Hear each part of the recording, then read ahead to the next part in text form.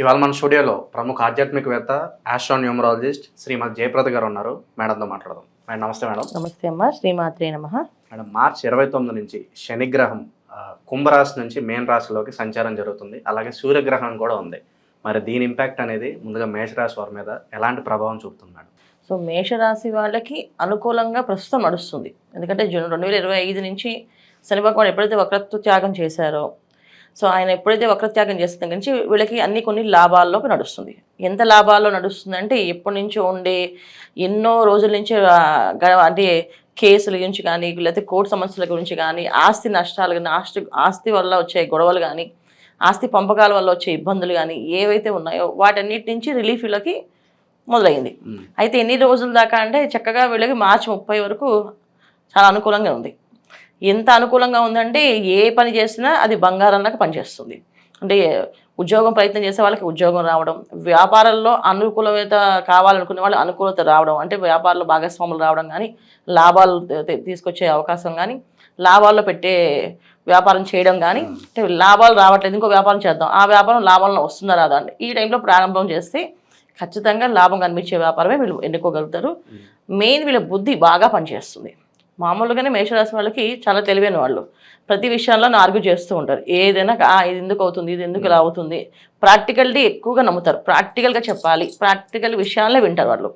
అయితే వీళ్ళకి ప్రాక్టికల్గా ఉన్నప్పటికీ కూడా వీళ్ళకి శని భగవాన్ ఒక అనుకూలం ఏంటంటే ప్రాక్టికల్గా ఆయనకి ఇష్టపడ్డు, కష్టపడితే ఇస్తాడు. ఆయన ప్రాక్టికల్గా ఉన్నాను, నేను ప్రాక్టికల్గా పని చేస్తాను, ప్రాక్టికల్గా ఉంటాను అంటే కుదరదు. ప్రాక్టికల్గా నువ్వు ఎంత పని చేస్తావు, నీ శరీరంతో నువ్వు ఎంత పని చేస్తావు అనేది ఆయన ఇష్టం. ఆయన అనుకునేది. శని భగవాన్ ఎప్పుడు కూడా ఆయన టైమింగ్ కానీ, ఆయన పద్ధతి కానీ, ఆయన విధానం కానీ వేరుంటుంది.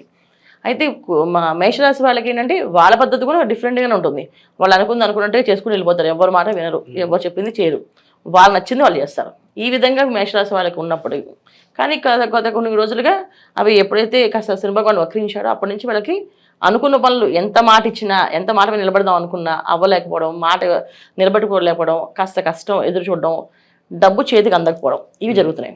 ఎప్పుడైతే శని భగవాన్ వక్రత్యాగం చేసేసి నార్మల్ స్థితికి వచ్చాడో అప్పటి నుంచి వీళ్ళకి డబ్బు చేతికి రావడం, వ్యాపారంలో అనుకూలత, జీవిత భాగస్వామి నుంచి ఎటువంటి ఇబ్బందులు లేకుండా కలిసి ఉండడం. ఎందుకంటే జీవిత భాగస్వామి ఇబ్బంది ఏంటంటే చాలామందికి వివాహం అవ్వట్లేదు, వివాహం అయిన వాళ్ళు మనస్పతులతో బాధపడుతున్నారు.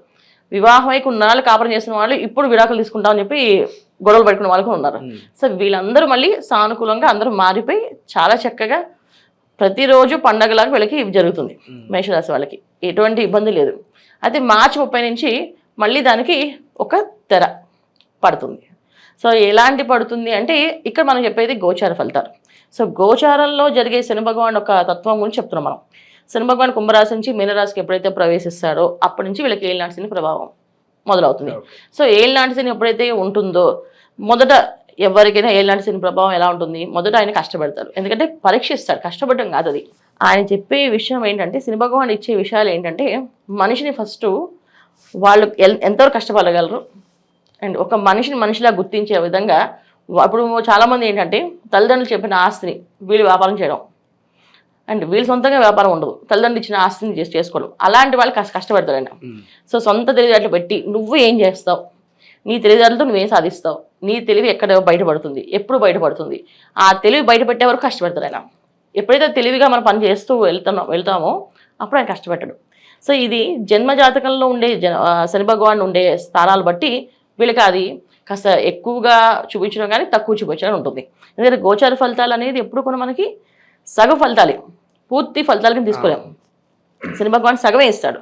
ఖచ్చితంగా ఆ ఇబ్బంది అయితే ఉంటుంది, ఆ ఇంపాక్ట్ ఉంటుంది. ఏలినాటి శని ప్రభావం అనేది ఖచ్చితంగా ఇంపాక్ట్ ఉంటుంది, ఇంపాక్ట్ లేకుండా ఉండదు. సో అది ఎలా ఇస్తాడు అంటే వాళ్ళ జాతకంలో శని భగవానుడు అదృష్ట స్థానంలో ఉన్నాడా, లేకపోతే కాస్త ఇబ్బంది పెట్టే స్థానంలో ఉన్నాడు.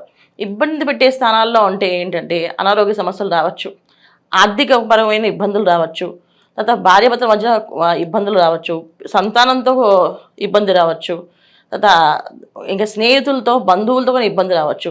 ఇలా ఏ ముట్టుకుంటే అది భగ్గుమని మండిపోయేటట్టుగా తయారవుతుంది. ఇప్పుడు ఏది ముట్టుకుంటే అది బంగారంలో తయారవుతుంది, రేపు ఏది ముట్టుకుంటే అది భగ్గుమని అన్నట్టుగా తయారవుతుంది. దీనికి కారకత్వం ఏంటంటే శని భగవాన్ యొక్క ప్రభావం.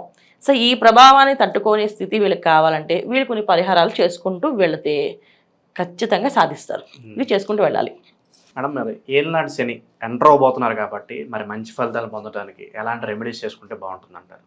చాలా సింపుల్గా మా పరిహారాలు. ఎందుకంటే శని భగవానుడు మనం కష్టపడితే ఆయన తృప్తి చెందుతాడు. సో మనం ఈ పని ఒక క్రమశిక్షణ, అంటే ఒక టీచర్ గారు చదివితే మంచి మార్కులు వేస్తారు కదా, ఖచ్చితంగా చదివేసి వచ్చావా అంతా మొత్తం చదివావా, టీచర్ అడగకుండా అన్ని క్వశ్చన్స్ ఆన్సర్స్ ఇచ్చేసామంటే ఆయన హ్యాపీగా ఫీల్ అవుతారు కదా. అలాగే శని భగవానుడు ఒక విషయంలో వస్తే మేషరాశి వాళ్ళు చేయవలసిన మొదటి పని ఏంటంటే ఇష్టం ఉన్నా లేకపోయినా ఈ పరిహారం వాళ్ళు చేసుకుని తీరాలి. నచ్చినా నచ్చకపోయినా చేస్తేనే అదృష్టం. ఏంటి అంటే తల్లిదండ్రుల్ని చాలా గౌరవంగా మాట్లాడాలి. తండ్రిని విసుక్కోవడం కానీ, ముఖ్యంగా తల్లిని విసుక్కోవడం కానీ, ఆ తల్లిని ఆట పట్టించడం కానీ, సరదాగా ఆట పట్టించడం, సరదాగా ఏడిపించడం, సరదాగా వాళ్ళని చేయడం అది నచ్చదు ఆయనకి, అది చేయకూడదు. తర్వాత తండ్రిని అస్సలు దూషించకూడదు. తండ్రి విషయంలో చాలా జాగ్రత్తగా ఉండాలి, ఆయన నచ్చినా నచ్చకపోయినా. తర్వాత పిల్లల్ని విసుక్కోకూడదు. వాళ్ళకి ఎవరైతే మేషరాశి వాళ్ళకి పిల్లలు సంతానం ఉంటుందో సంతానాన్ని విసుక్కోకుండా ఓర్పుగా మళ్ళీ చెప్తారు. ఏదైనా కావాలంటే మళ్ళీ చెప్పడం చేయాలి. తర్వాత తన కింద పనిచేసే వాళ్ళని బాధ పెట్టకూడదు. అంటే తన కింద పనిచేసే వాళ్ళని సర్వెంట్స్ కావచ్చు, తోటి ఉద్యోగస్తులు కావచ్చు, ఈయన బాస్ అయితే కింద మొత్తం స్టాఫ్ కావచ్చు, ఇవి బాధ పెట్టుకుని ఉండాలి. ఈ పరిహారం వీళ్ళు చేసుకోగలిగితే ఖచ్చితమైన మంచి ఫలితాలే ఉంటాయి. వీళ్ళని గౌరవించడం, వీళ్ళని చూసుకోవడం ఖచ్చితంగా చేయాలి. తర్వాత ఏదైనా వస్తువులు, ఏదైనా విలాసాలమైన వస్తువులు, అవి ఆర్భాటాలు ఇవి చేయకుండా సింపుల్ సిటీగా ఉండడానికి ఇష్టపడాలి. ఇవాళ మనం తీసుకోవాలి అనుకున్నప్పుడు ఈ వస్తువు వేరే వాళ్ళకి ఎవరికైనా సాయం చేస్తే, లేని వాళ్ళకి ఇస్తే అది హెల్ప్ అవుతుంది కదా అంటే అప్పుడు వాళ్ళకి ఆ వస్తువు ఇచ్చారంటే, ఇప్పుడు వీళ్ళు పుట్టినరోజు అయ్యింది, మంచిగా పార్టీ ఇచ్చారు, ఆ పార్టీ అనేది ఇచ్చినా సరే పేదవాళ్ళకి పెడితే మాత్రం ఆయన సంతోషిస్తారు. సో ఆ పార్టీలు వినోదాలు తగ్గించేసి సేవా కార్యక్రమాలు, సహాయ కార్యక్రమాలు చేసుకుంటే వీళ్ళకి చాలా అనుకూలంగా ఉంటుంది. అంటే అనారోగ్య సమస్య రాదు, ఆర్థికపరమైన ఇబ్బంది రాదు. డొనేషన్స్ కాదు, వీళ్ళ చేత్తో చేయాలి. చాలా మంది ఏంటంటే డొనేషన్స్ చేస్తారు, నిజంగా డొనేషన్స్ వాళ్ళకి వెళ్తాయా వెళ్ళవా అని తెలియదు. అదే వీళ్ళ చేత్తో ఒక పేదవాళ్ళకి అన్నం పెట్టినా, అన్నం వీళ్ళ చేత్తో వడ్డించినా అది పుణ్యం కింద వస్తుంది. తర్వాత చాలామంది బయట రోడ్డు మీద పడుకునే వాళ్ళకి కాస్త బట్టలు ఇచ్చిన, దుప్పట్లు కప్పిన మంచి ఫలితాలు వస్తాయి. సో ఇలాంటివి వీళ్ళ చేత్తో, అంటే ఇప్పుడు చెప్పారా నీ బుర్రతో ఏం పని చేస్తున్నావు అనేది శని భగవాన్ చూస్తాడు. సో మీ బుర్ర పెట్టి మీరు ఆలోచించే విషయాలు ఈ విధంగా ఆలోచిస్తే ఆయన ఎప్పుడు మనకు తోడుగా అండగా ఉంటాడు. లేదు మన బుర్ర కాకుండా పక్క వాళ్ళ బుర్ర వాడి సరే వాళ్ళు చెప్పారు చేస్తుందని చెప్పి అనుకుని వెళ్తే మాత్రం అవ్వదు. అదే కఠినంగా మాట్లాడితే మాత్రం అస్సలు సహించడు ఆయన. దీన్ని తగ్గించుకోగలిగితే మేషరాశి వాళ్ళు శని భగవాన్ వచ్చే ప్రభావం అనేది తగ్గిపోతుంది, ఆటోమేటిక్గా తగ్గుతుంది, చాలా తగ్గుతుంది. ఇది చేసి చూడండి, ఒక్కరు చేసినా మీకు ఆ ఫలితం కనిపిస్తుంది. జనరల్ శని భగవానుడు అంటే మనం ఏదైనా శనేశ్వరుడు అనగానే భయపడుతుంటాం, ఇది ఎలాంటి శని ప్రభావం వస్తుంది, అర్ధాష్టమ శని వస్తుంది, అష్టమ శని వస్తుంది అని చెప్పేసి.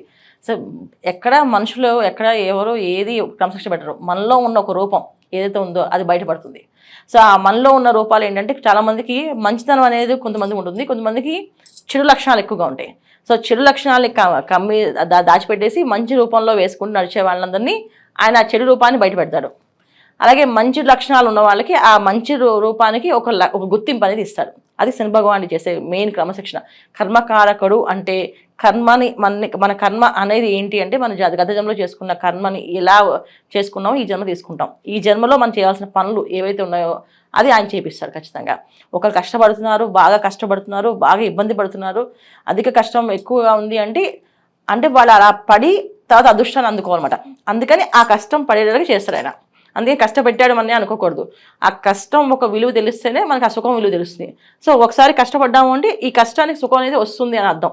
అందుకని ఆ విలువ తెలియడానికి ఆయన చేస్తుంది. అందుకే శని భగవానుడు రావడం అంటే ఒక విధంగా ఒక బాధ్యతగా తీసుకొని మనం మారడానికి ఒక అవకాశము, మనం మారుదాము అనుకుంటే చాలా బ్రహ్మాండమైన ఫలితాలు కనిపిస్తాయి.